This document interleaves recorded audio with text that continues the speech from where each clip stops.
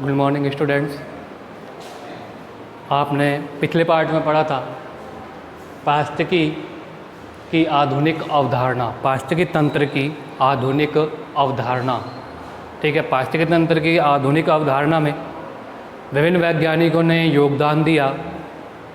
जैसे मैंने आपको बताया था कि सिम्बेल के अनुसार, ओडम के अनुसार और भी कई वैज्ञानिक थे। लैंडस्केप अवधारणा क्या होती है, क्लीमेंट्स ने क्या बताया, रेमंड लिंडमैन ने क्या बताया, ग्लीसन ने क्या बताया, ओलीथ ने क्या बताया। ठीक है, तो आपने पढ़ा था सिम्बेल। देखो सिम्बेल ने क्या कहा था कि जो भी जातियां हैं उन्हें टैक्सोनॉमिक वर्ग के अनुसार हमें क्या करना चाहिए, डिवाइडेशन करना चाहिए। ठीक है, जबकि ओडम ने क्या बताया कि हम विभिन्न प्रजातियों को टैक्सोनॉमी वर्ग के टैक्सोनॉमी तर्ज पर अपन क्या कर सकते हैं, इनको आकार के आधार पर क्या कर सकते हैं, बांट तो सकते हैं, लेकिन कुछ प्रजाति अपने छोटे वर्ग के प्रजातियों को क्या कर लेते हैं, छोटे आकार के प्राणियों को क्या कर लेती हैं, भक्षण कर लेती हैं।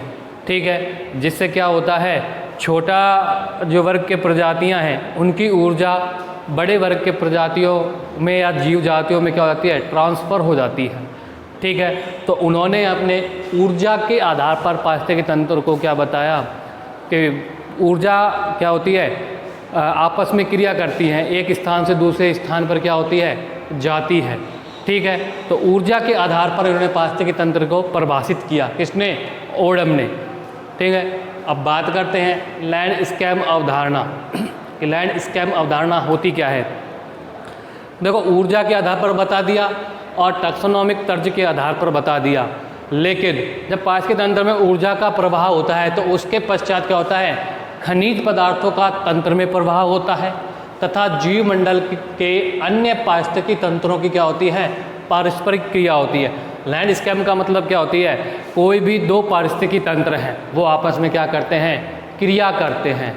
कोई भी दो बड़े पारिस्थितिकी तंत्र हो जाएंगे, ठीक है, भूमि पर, वो आपस में क्या करेंगे, क्रिया करेंगे और किसका निर्माण करेंगे, एक नए पारिस्थितिकी तंत्र का निर्माण करेंगे। ठीक है, और लैंडस्केप अवधारणा यही है और यही बताना चाहता है कि दो वृहद, मतलब एक वृहद लैंडस्केप है, उसके अंदर दो क्या हैं, पारिस्थितिकी तंत्र हैं, वो आपस में क्या करते हैं, क्रिया करते हैं। ठीक है, पढ़ लेते हैं एक बार। देखो इनके अनुसार पारिस्थितिकी तंत्र में ऊर्जा प्रवाह के पश्चात खनिज पदार्थों का तंत्र में प्रवाह तथा जीव मंडल के अन्य पारिस्थितिकी तंत्रों की पारस्परिक क्रिया। ठीक है, और इसकी अलग परिभाषा क्या है, वृहद लैंडस्केप के मध्य बड़े बड़े पारिस्थितिकी तंत्रों की आपस में क्रिया होती है। ठीक है, दो बड़े बड़े पारिस्थितिकी तंत्र हैं, वो आपस में क्या करते हैं, क्रिया करते हैं और एक नए पारिस्थितिकी तंत्र की अवधारणा को क्या करते हैं, प्रस्तुत करते हैं। ठीक है, तो अब बात करते हैं अगली, क्लीमेंट्स ने क्या बताया। देखो क्लीमेंट्स ने पादप समुदायों को क्या बताया था कि पादप समुदाय ही क्या हैं, एक पारिस्थितिकी तंत्र का निर्माण करते हैं, उसके लाक्षणिक गुण हैं और उसके जो घटक हैं, ठीक है, वो क्या करते हैं, आपस में क्रिया करते हैं। ठीक है, पादपों को ही बताया था और पादपों के लाक्षणिक गुण और उसके घटक क्या करते हैं, आपस में क्रिया करते हैं। यह किसने बात कही थी, क्लीमेंट्स ने कही थी। ठीक है, पढ़ लेते हैं। क्लीमेंट्स ने पादप समुदायों को बताया कि तंत्र के लाक्षणिक गुण और उसके एकक घटकों की पारस्परिक क्रिया का परिणाम क्या है, पारिस्थितिकी तंत्र है।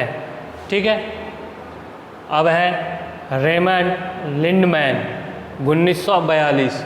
ठीक है, अब देखो रेमंड जो लिंडमैन है, ठीक है, यह सबसे, इसकी जो अवधारणा है वो क्या है, सभी अवधारणाओं से मैच करती है और सबसे बेस्ट परिभाषा भी इसने दी थी।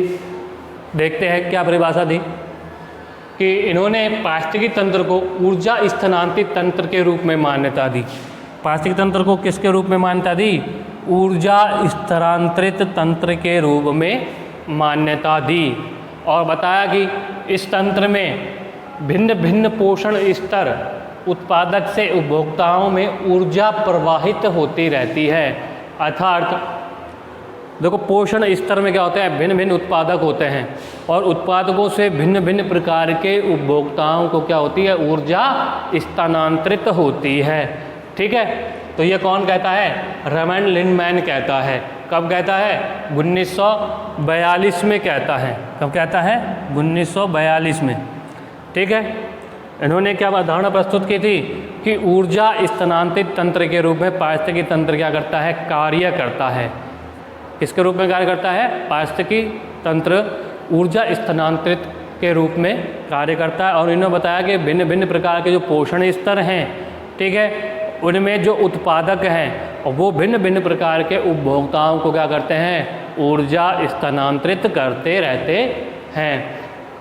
ठीक है, और आपने पिरामिड्स पढ़े होंगे, पिरामिड्स में देखा होगा कि पहले मच्छर है, मच्छर को मेंढक खाता है, मेंढक को सांप खाता है। तो ठीक है, और यदि अपन पेड़ पौधों की बात करें, उत्पादक स्तर पर पेड़ पौधे या झाड़ियां हैं जिन्हें बकरी खाती है, बकरी को भेड़िया खा जाता है, भेड़िया को शेर खाएगा। तो ठीक है, ये क्या है, इस प्रकार ये क्या है, पोषण स्तर बना हुआ है। ठीक है, एक के ऊपर एक डिपेंडेड है। तो ठीक है, भिन्न भिन्न पोषण स्तर पर उत्पादक से उपभोक्ताओं में ऊर्जा प्रवाहित होती रहती है। और देखो इस मत को किसने मान्यता दी थी, R.H. व्हीटेकर ने सन 1960 में मान्यता दी थी। किसने दी थी, R.H. व्हीटेकर ने। तो ये परिभाषा अपने आप में क्या है, इम्पोर्टेंट है। ये अवधारणा अपने आप में क्या है, इम्पोर्टेंट है। किसकी है, रेमंड लिंडमैन की। ठीक है, और H.A. ग्लीसन क्या कहता है, H.A. ग्लीसन कहता है कि जो पारिस्थितिकी तंत्र है वो विभिन्न प्रकार की जातियों की क्या है, पारस्परिक क्रिया है। क्या है, विभिन्न प्रकार की जातियों की पारस्परिक क्रिया। ठीक है, तो ये थी 6 है, अभी तो और भी हैं लेकिन एक बार फिर से देख लेते हैं। सिम्वेल क्या कहता है, किसके आधार पर पारिस्थितिकी तंत्र को प्रभावित करता है, सिम्वेल टैक्सोनॉमिक तर्ज के आधार पर, टैक्सोनॉमिक तर्ज के आधार पर क्या करता है, पारिस्थितिकी तंत्र को प्रभावित करता है। ओडम क्या करता है, ऊर्जा स्तर के आधार पर, एनर्जी के आधार पर इसको डिवाइडेड करता है। और लैंडस्केप क्या कहता है कि जो खनिज पदार्थों के तंत्र का प्रवाह है और जीवमंडल के अन्य पारिस्थितिकी तंत्र है, अर्थात दो बड़े बड़े पारिस्थितिकी तंत्र क्या करते हैं, आपस में क्रिया करते हैं। बड़े बड़े पारिस्थितिकी तंत्र आपस में क्या करते हैं, क्रिया करते हैं। यह कौन कहता है, लैंडस्केप कहता है। ठीक है, क्लीमेंट्स क्या कहता है, क्लीमेंट्स कहता है कि जो तंत्र के लाक्षणिक गुण हैं और एकक घटक हैं, लाक्षणिक गुण, तंत्र के लाक्षणिक गुण और एकक घटक आपस में क्या करते हैं, क्रिया करते हैं। ठीक है, और रेमंड लिंडमैन क्या कहता है, ऊर्जा स्थानांतरित तंत्र, क्या कहता है, ऊर्जा स्थानांतरित तंत्र के रूप में पारिस्थितिकी तंत्र क्या करता है, कार्य करता है। और इसको मान्यता किसने दी थी, R.H. व्हीटेकर ने सन 1960 में, और रेमंड लिंडमैन ने 1942 में इस अवधारणा को प्रस्तुत किया था। और H.A. ग्लीसन क्या कहता है कि पारिस्थितिकी तंत्र जातियों की क्या है, पारस्परिक क्रिया है। ग्लीसन क्या कहता है, जातियों की पारस्परिक क्रिया है। ठीक है,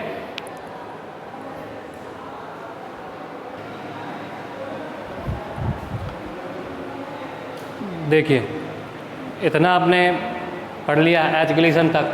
अब देखो यह कार्य जो पारिस्थितिकी तंत्र की अवधारणा को प्रस्तुत करने का कार्य था, यह लगभग सन 1980 तक चला। कब तक चला, सन 1980 तक। ठीक है, और सन 1980 में निक्सन नामक वैज्ञानिक ने क्या बताया, सूक्ष्म जीव उत्पादन के बारे में बताया। किसने बताया, निक्सन ने सन 1980 में, निक्सन ने सन 1980 में सूक्ष्म जीव उत्पादन के बारे में बताया।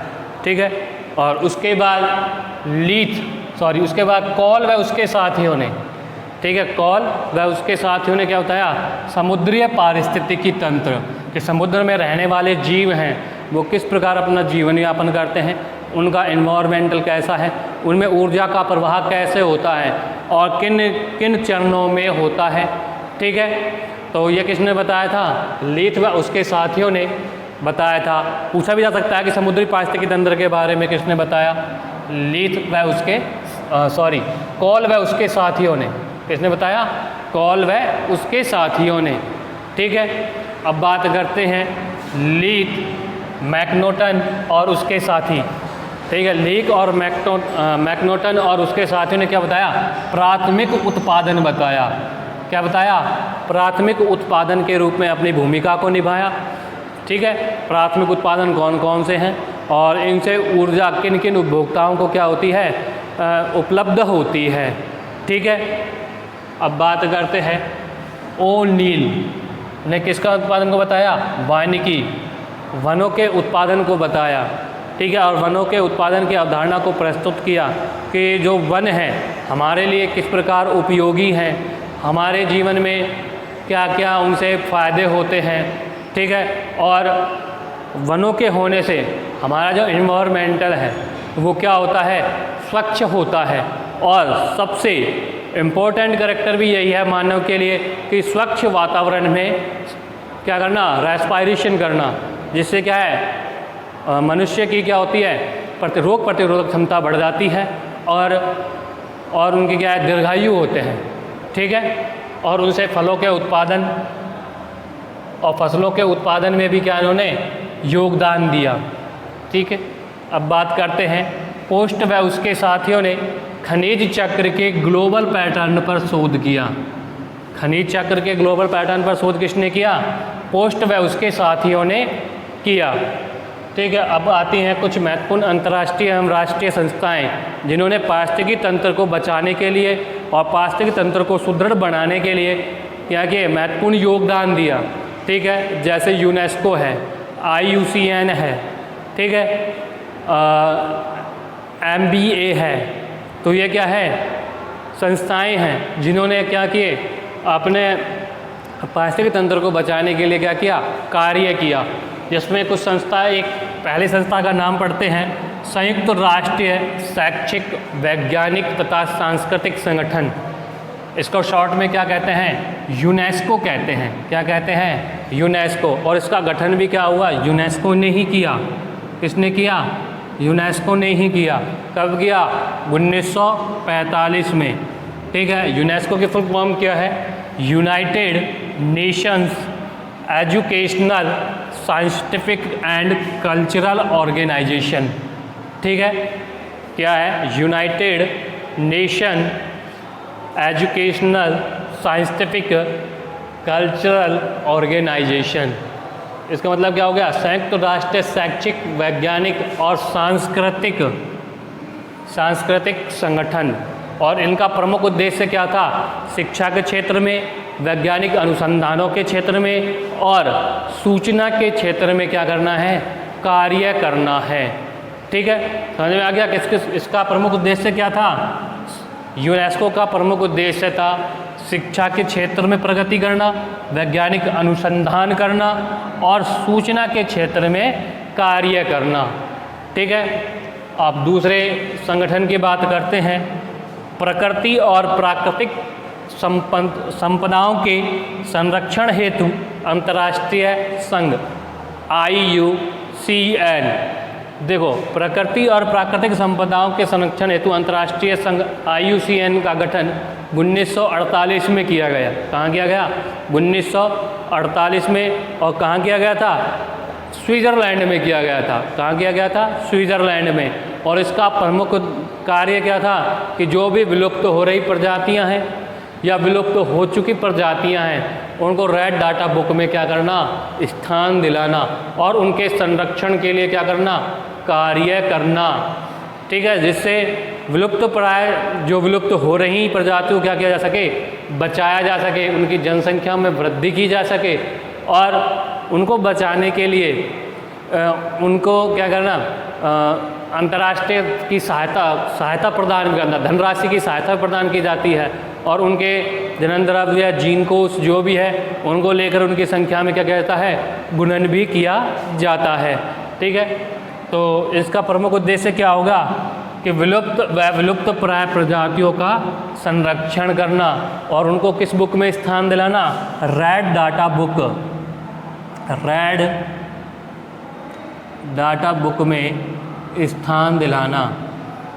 ठीक है, तो इस संस्था का कहाँ पे गठन गठन कहाँ पे हुआ था? स्विट्ज़रलैंड में हुआ था। कहाँ पे हुआ था? स्विट्ज़रलैंड में। कब हुआ था? 1948 में हुआ था। ठीक है, तो ये संस्थाएं हैं। और तीसरी संस्था का नाम है,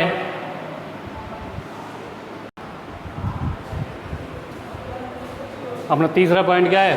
संयुक्त राष्ट्र पर्यावरण कार्यक्रम, UNEP। UNEP का मतलब क्या होता है?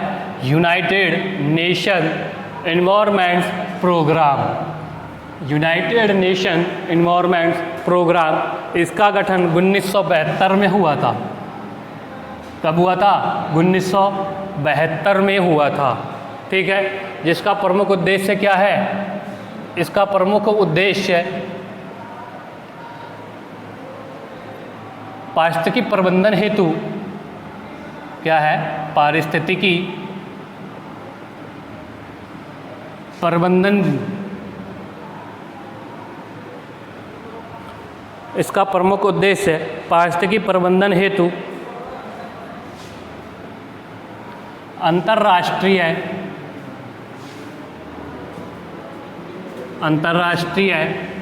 रूपरेखा का लयबद्ध अध्ययन करना है।